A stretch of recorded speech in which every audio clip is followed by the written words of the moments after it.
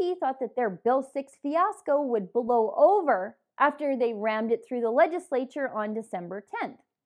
Now, Bill 6, otherwise known as the Enhanced Protection for Farm and Ranch Workers Act, was the NDP's farm unionization law that makes occupational health and safety rules, as well as workers' compensation coverage, mandatory on Alberta farms if they have paid employees. Now, Bill 6 caused farmers to protest and rally against the NDP in a size and scope that I have never seen before in this province. They rallied to protect their way of life from unnecessary government intervention. Those pesky, conservative-minded rural entrepreneurs just had to be brought back under the thumb of big government, whether they liked it or not. Now, the law was passed just like Obamacare. The NDP had to pass the law to show us what was in the law, or in this case, they had to pass the law before they could write the regulations that would affect approximately 50,000 farms and ranches across Alberta. So, to be able to give input for these new regulations, farmers can sign up to be part of something called a technical working group. Farmers have to fill out a form to be selected to give specific input about specific areas, like OHS regulations, labor relations, and employment standards.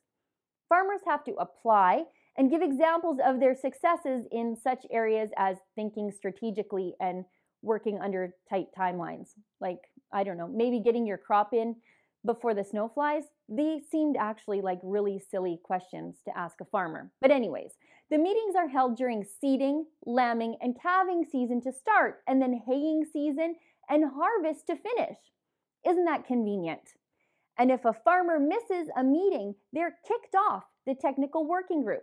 It says right here, if you cannot make any of the meetings, your membership will be revoked.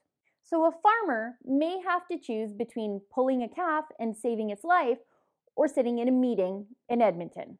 Every farmer I know will save that calf. I'd say this was by design. The NDP do nothing for half the winter and then have consultations during the farmers' busiest time. Now, the Wild Rose Party took note of this clause in the technical working group form and issued a statement. And here's the very best part, where we get to see just how plugged into the process our Agriculture Minister, O'Neill Carlier, is. And apparently, he's not plugged in at all. Carlier called Wild Rose wrong in a tweet sent Monday night. He said, "Wild Rose is wrong. Participants won't be turned away for missing a meeting," even though it's there in black and white on the documents for the technical working group. You'd think the minister might try to read the documents he wants our farmers to fill out. But there's a reoccurring theme here. The NDP never seem to know what is in their own documents. The first information package for Bill 6 told us that families, children, and Hutterite colonies would fall under Bill 6 legislation. Farmers were outraged, and the NDP were caught way off guard, having to backtrack, realizing that those rural business people could indeed read now. And true to form and learning absolutely nothing from the terrible way Bill 6 was rolled out, the NDP, and more specifically, Agriculture Minister Carlier, they're made to look foolish again by those sneaky farmers and their inconvenient reading skills. Scheduling these meetings during the busiest time on the calendar for farmers is proof that the NDP are, at best, culturally insensitive to the rural way of life, and at worst, this attendance rule is designed to discourage participation by farmers in consultations that will drastically affect their way of life. If consultations don't reflect farmers' busy schedules, then consultations don't reflect farmers at all. For the Rebel.media, I'm Sheila Gunn Reid.